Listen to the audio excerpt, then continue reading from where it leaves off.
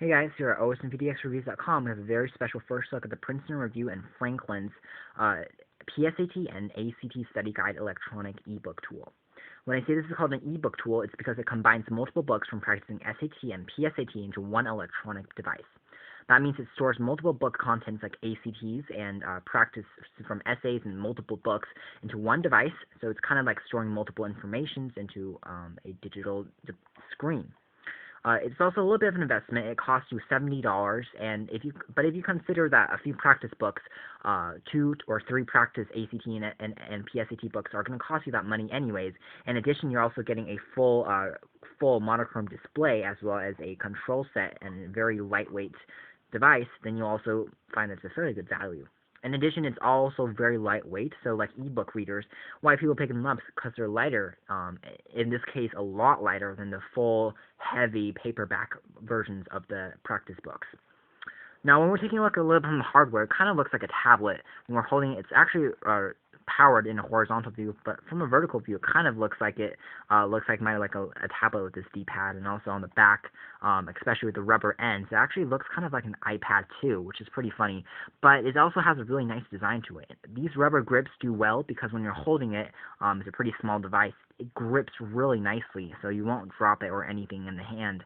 The screen is also fairly large to read, and it doesn't glare under direct sunlight because it's monochrome.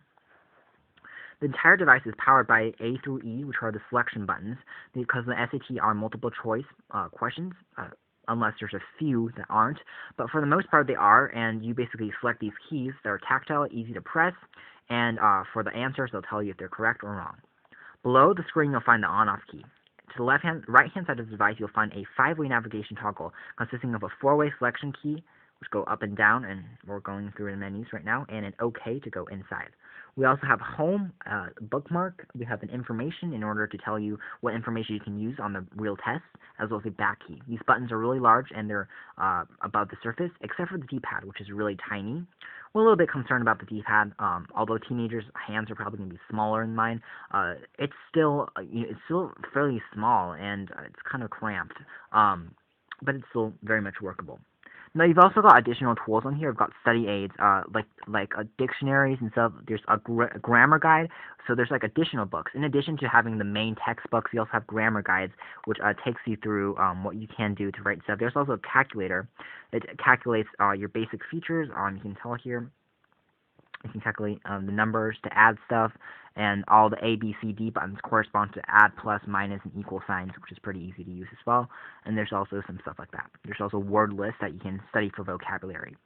Overall, though, SAT prep and ACT prep are really easy to use. It basically takes you on practice tests, on practice drills, in addition to teaching you what sections are on the test, which parts are important, and how to really study for them. For example, it takes you through 60-minute sessions. There's a timer that pops up on screen that says, okay, here's 60 minutes starting now. And the timer counts down, and you have to get through as many problems as you can. Each problem takes up the entire page. I'll see if I can take up the practice test and show you. I'm going to start. It takes 25 minutes, starting now. Begin section.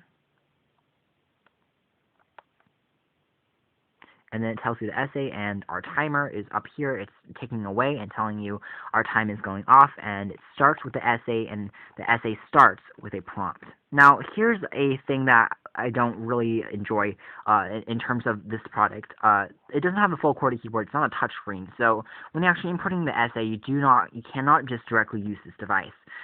So I think my overall critique for this product is that although it looks like a very finished handheld product, it's really not. It's great to take on the bus and to just view a few tips and read through the stuff, but if you're actually going to use some stuff like writing essays, you also, in addition, need a notebook paper and a little bit of a paper, and that's pretty easy to use in classrooms if you put it in your backpack.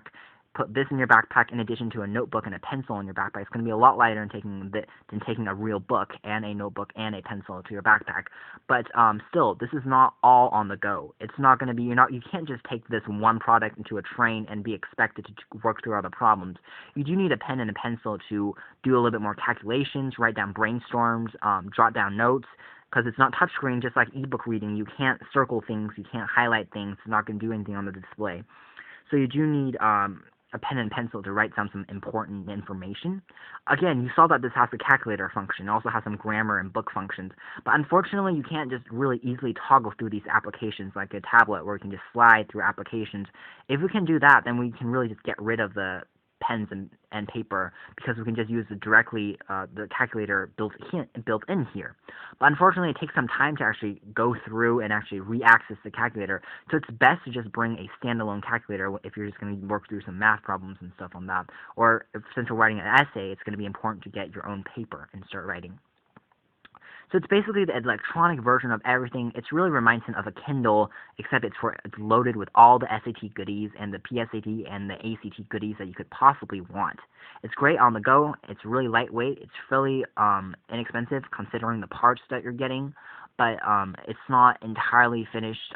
Maybe adding on a touchscreen would be better, because adding a touchscreen would mean that we could write down notes, jot down stuff in the text, so we don't have to additionally bring along a pencil and a paper on some parts of the test, and maybe built-in virtual keyboard for some people, if some people wanted to text away here. But overall, it's a very cool device. It's a great concept in particular because SAT practice books weigh a lot, and in their backpack, they just weigh you down. This device is lightweight, it's portable, it delivers on your promises, so we have really no choice but to recommend it to students who are practicing and who want to take something on the go. This is the Princeton Review and Franklin's PSAT and SAT study guide. Please check us out on OS and VTX Reviews. We'll have our full video and written review posted on our website. Thank you for watching.